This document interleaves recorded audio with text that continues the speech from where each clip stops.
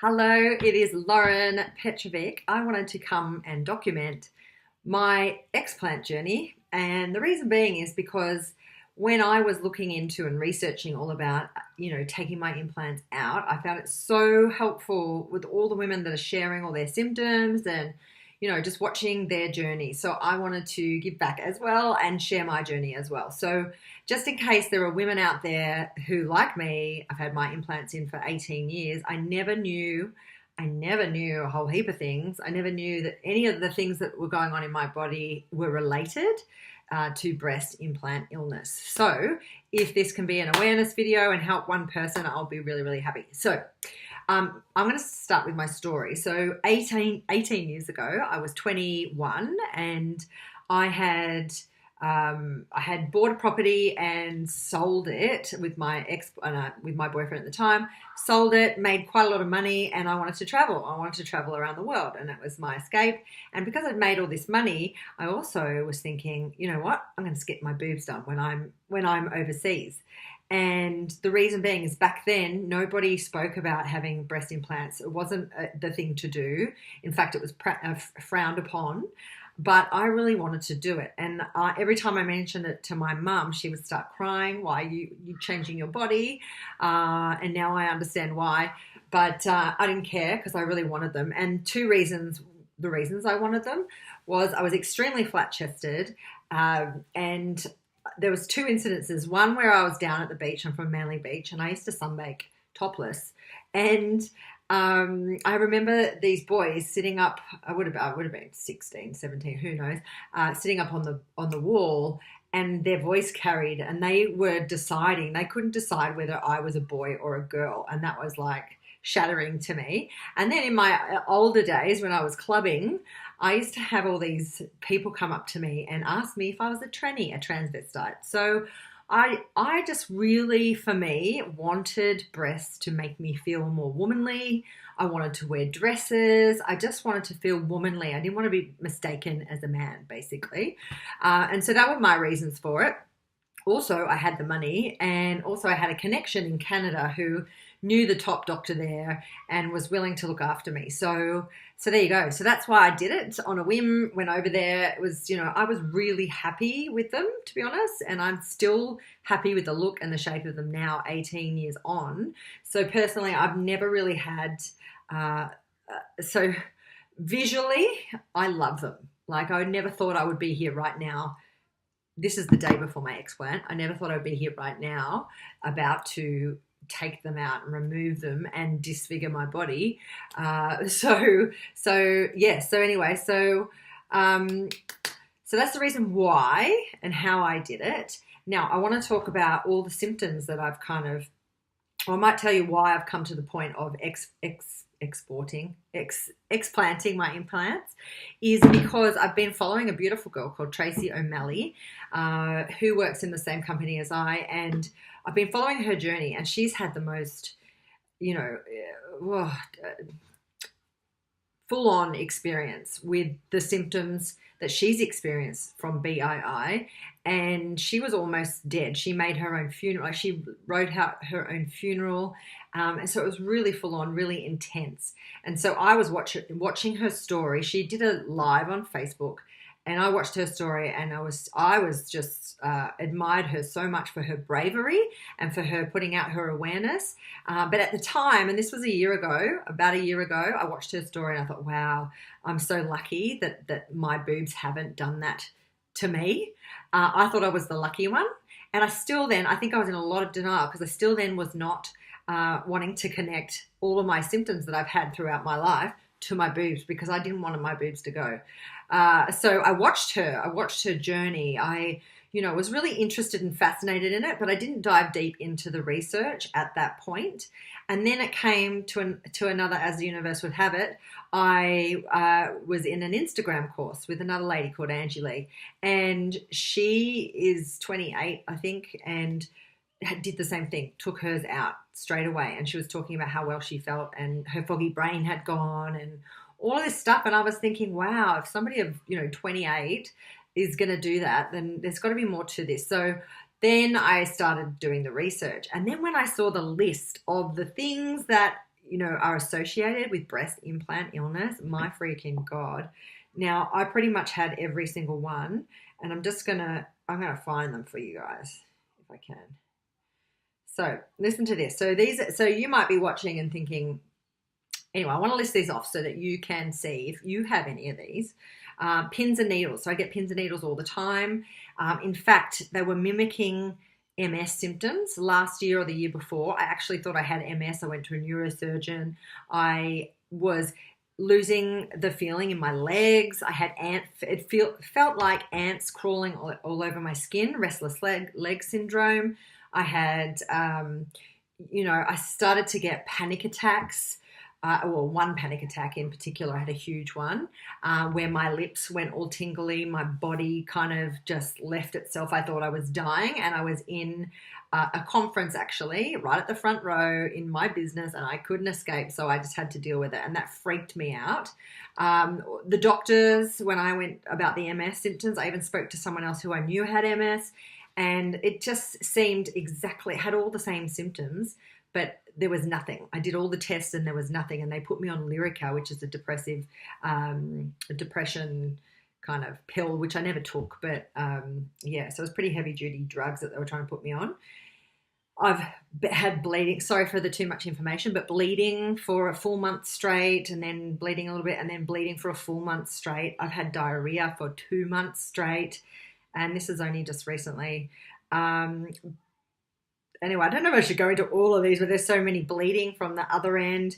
Endometriosis, I've had 4 surgeries for across my lifetime. Remember, these implants have been in 18 years and I never connected. And you know what? They may not all be connected to this, but I'm pretty sure a lot of them are. Endometriosis, I've had 2 IVF babies because of my endometriosis, 4 surgeries, horrific pain every single month, to the point where you need 1 day off every month. Breast pain. I've got full-on breast pain. I felt like I was having a heart attack. It just sounds so bizarre when I say all these symptoms, because I still feel like I'm a healthy person, but I've got all this weird stuff going on. So 2 weeks ago, and this is what really prompted me into looking into this, is that I went to took myself to the emergency ward, or in fact the medical center, and they sent me to the emergency ward because I was having chest pain. So when I was breathing, I breathe in, and I couldn't get it any higher because it would just squeeze my heart, it felt like. And so I went and got that checked out. Everything, they did an x-ray, they did everything, couldn't find anything. Off I go on my way. So bizarre. And I have had that pain before, but not to that intensity across the years. And I just thought it was anxiety or something, and I just let it go. So that happened. I had an appendix tumor last year. Cancerous tumor that has been removed.